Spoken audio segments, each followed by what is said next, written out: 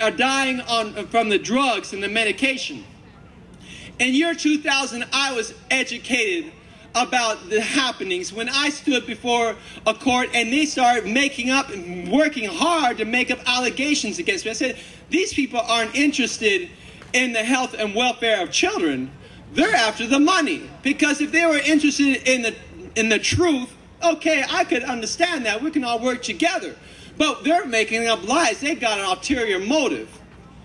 When they wanted to drug my son, they had not terminated my parental rights. I said no. I exercised my parental authority as a father. I said, no, you will not drug my son. They overrode my parental authority and drugged my son.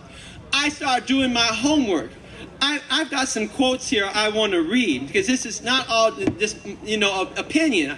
I'm talking about medical facts. Anything that enters into your body and causes addiction, by definition of addiction, your body has been changed, mutated, or mutilated by foreign substances in your body. Taking a child and giving him a drug that causes scar tissue on the brain is a closed head trauma injury to a child.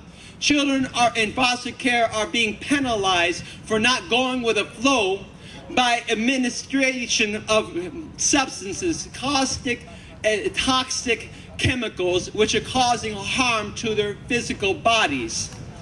I call this torture. They call it psychiatry. I think we have a duty individually and corporately as a people to put an end to these crimes. And in case you wanted some references, I brought some references about this. I want to talk a little bit about psychiatry, because it's basically fraud. It's a junk science. There is no such thing as an antidepressant. When you are disabled, it's depressing. When you can't do anything, what's delivered me from the depressing situation of having my children taken away is the thought of being able to do something about it. Even though maybe, yes, after 5 years, I found out, well, I couldn't save my children, but I can still fight to save other children. But being helpless is one of the worst situations. And when you're drugged and you can't move your body the way it's designed to move, that's very depressing. Well, there's been some lawsuits concerning these things. In Welsh versus Likens, constitutional stricture against cruel and unusual punishment is not restricted only to particular kinds of punishment, but applies to mere confinement by conditions and practice so bad as to be shocking to conscience of reasonable civilized people. Abuse of psychiatry for political repression in the Soviet Union. There was what was brought to as torture before the Congress happening in Russia. Risperidol is administered to 2- and 3-year-old toddlers in America. In Florida, in year 2000, there were 16,655 children drugged with Medicaid funds at a rate of $9 million. Half of it was Risperidol. And children as young as 2 or 3 years old were drugged. 600 of the children were under the age of 6. We're talking about small children being drugged with very harsh drugs that will limit their body from being able to function and grow properly. This is not the best interest of children. In Arcado versus Seneca, we have judicial notice of documented ill effects without medical benefit of neuroleptic, psychotropic, and antidepressants presented to show the futility and great harm being administered and offers service to parents and children determined by the Department of Children and Families. There's a big lawsuit. Arif Khan did a big study, and he showed that suicides increase with administration of antidepressant drugs. Dr. Nora Volko did a study and published about mechanism of cocaine and Ritalin. Is almost identical. Ritalin and cocaine both cut off blood flow to the brain at a rate of 20 to 30%. Children being prescribed Ritalin and being administered Ritalin are coming up on brain scans with dying brains, or shrunken brains. That's because 20 to 30% of the blood flow is being cut off. A teacher who doesn't like a child and makes them take Ritalin is like someone putting a wet leather choker around their neck.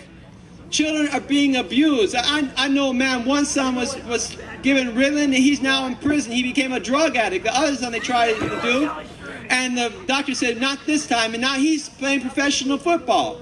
It was a big difference. But they were both called hyper when they were young. I want to speak of this one medical doctor, Steve Heyman. He gives a medical definition of addiction. In a 1966 American Journal of Psychiatry, psychoactive psychostimulants, antidepressants, antipsychotics work the same chronic administration of psychoactive drugs creates perturbations in neurotransmitter function, which causes molecular and cellular changes in neural function. Page 151. Perturbations usurp normal homeostatic mechanisms within neurons, i.e. interfere with normal brain function, thereby producing adaptations that lead to substantial and long-lasting alterations in neural function. Page 153. The adaptations result in addiction.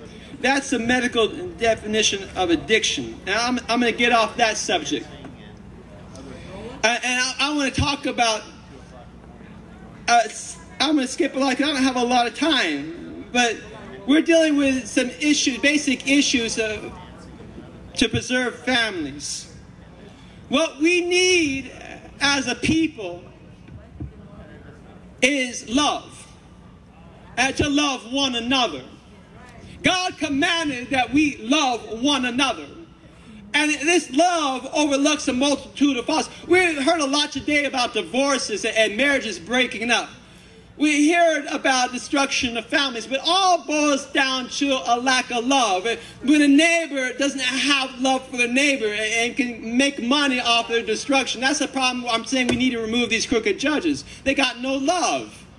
We have caseworkers that sit up and lie for a paycheck, to be a status quo, so they can fill the status quota to make more money. They don't have enough love for their neighbor to be concerned about the health and welfare of his child or the family. We need this love for one another. I'm talking about an issue that is affecting a lot of people, yet we don't see a lot of people here today. So many parents are so struck with fear.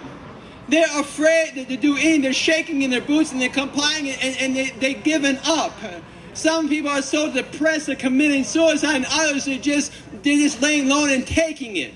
We're here because we do not fear what can be done to our body, but we come here in love for one another because we don't want what happened to us to happen to anybody else.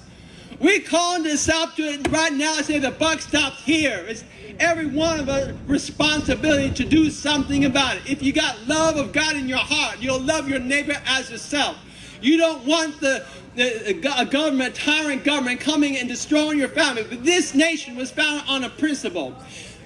A government by the people, of the people, and for the people. And until we get involved as a people, we won't have that ideal. So we're calling for proactivism from every one of us.